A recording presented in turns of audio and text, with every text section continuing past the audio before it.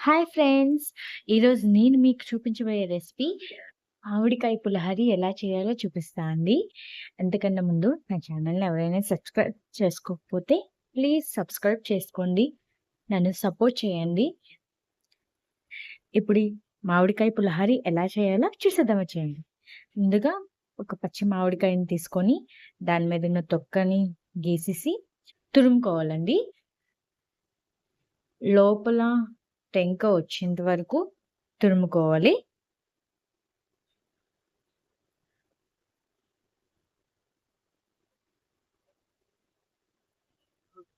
చూడండి ఇలా తురుముకునింది మొత్తము. ఇలా టెంక కనిపించాలండి. మొత్తం ఇలా తురుముకున్న తర్వాత స్టవ్ మీద పాన్ పెట్టి ఆయిల్ ఒక 4 టేబుల్ స్పూన్ వరకు వేయండి. దానిలోని పల్లీలు వేయండి 2 కప్పులు. ఇప్పుడు లైట్‌గా ఫ్రై చేసుకొని పల్లీలు గోల్డెన్ కలర్ వచ్చేంత వరకు ఫ్రై చేయండి. అందులోని ఒక స్పూన్ వరకు ఆవాలు, ఒక స్పూన్ జీలకర్ర, ఒక స్పూన్ శనగపప్పు వేయండి.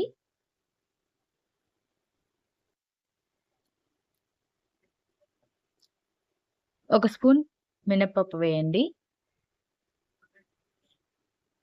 ఇప్పుడు మంచిగా కలుపుకొని గోల్డెన్ కలర్ వచ్చేంత వరకు ఫ్రై చేసుకొని ఎండుమిర్చి ఒక 4 వేసుకోండి.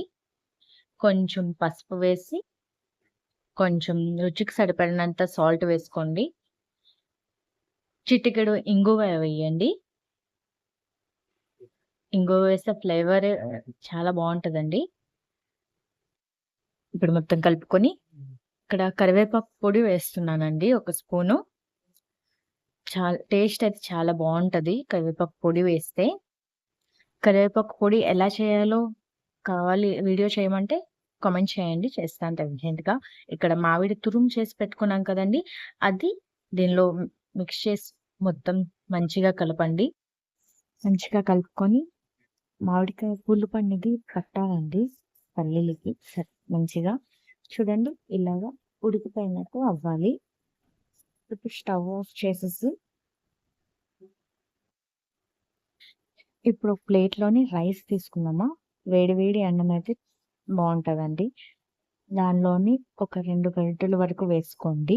సరిపోకపోతే మళ్ళీ వేసి కలుపుకోవచ్చు. ఇప్పుడు ముందు వేసుకొని కలుపుకోండి మంచిగా. ఇక్కడ నేను తీసుకున్న రైస్‌కి సరిగ్గా సరిపోయిందండి 2 గరిటెలు. మిగిలింది కూడా మీరు ఒక కప్పులో పెట్టేసి ఫ్రిడ్జ్‌లోని ఒక 2 డేస్ వరకు స్టోర్ చేసుకోవచ్చు ఉంటది. మంచిగా మొత్తం కలిసేలా కలుపుకోవాలండి. ఇదే అండి ఈరోజు రెసిపీ. ఎలా ఉందో కామెంట్ చేయండి. ఇలాంటి రెసిపీస్ మరెన్నో కావాలంటే ప్లీజ్ నా ఛానల్‌ని సబ్స్క్రైబ్ చేసుకోండి, కామెంట్ చేయండి, లైక్ చేయండి. Bye bye.